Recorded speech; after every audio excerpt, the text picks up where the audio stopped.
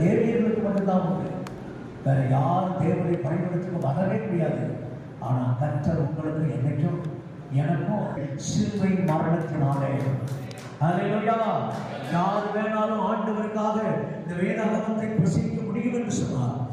பழைய ஏற்பாட்டு காலத்துல அவ்வளவுதான், யாருமே செய்ய முடியாது. கொஞ்சம் குற்றம் இருந்தாலும் மரணம், அவ்வளவுதான், கொலை செய்யப்படுவான், பணிபடத்திலே செத்து விடுவான்.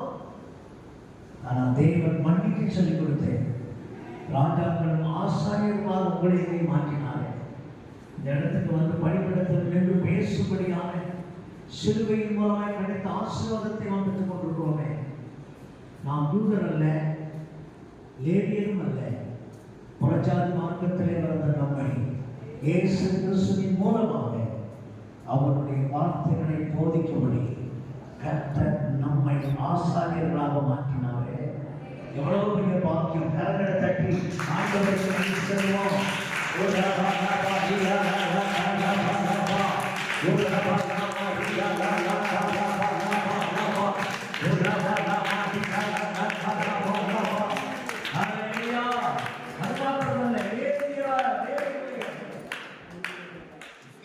ஆடை எப்படி இருக்க வேண்டும் என்று யாத்திராகமத்தில் முழுவதும் எழுதப்பட்டிருக்கிறது. 24ஆம் அதிகாரத்தில் இப்படிப்பட்ட நம்மெல்லாம் இந்த ட்ரெஸ்ஸோட எல்லாம் பிரசங்கம் பண்ண முடியாது.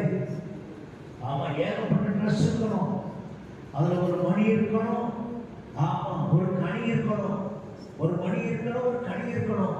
அந்த ட்ரெஸ் ஆமா நான் நிறைய அந்த ட்ரெஸ்ல ஆமா கட்டப்பட்டிருக்கணும், நிறைய காரியங்கள் இருக்கணும். ஆமா, இந்த ட்ரெஸ்ஸோட பிரசங்கிக்க முடியாது.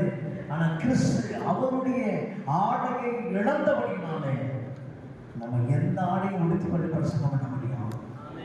எங்களை உயர்த்துக்க பார்க்கலாம். நம்ம போட்டிருக்கிறது ஆண்களா இருந்தால் 4 ஆடை உடுத்திருக்கலாம். ஆமா, இந்த பழைய ஏற்பாடு காலத்தில் லேவியர்னா அதுக்கு மேல பல ஆடைகள் உடுத்த வேண்டும். ஆமா, அதுக்கு மேல பல ஆடைகள் உடுத்த வேண்டும். ஆடைகள் அப்படி செய்யணும், இப்படி செய்யணும், ஒரு அதிகாரமே இருக்குது.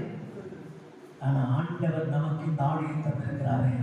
காரணம் இயேசு கிறிஸ்து தன்னுடைய ஆடையை இழந்தபடியினாலே நீங்கள் நான் இன்றைக்கு இந்த ஆடையினாலே தேவனை மகிமைப்படுத்தும்படி கர்த்தர் உதவி செய்திருக்கிறாரே. அல்லேலூயா, அல்லேலூயா. என் ஆண்டவர் எனக்கு நன்மை செய்தாரே.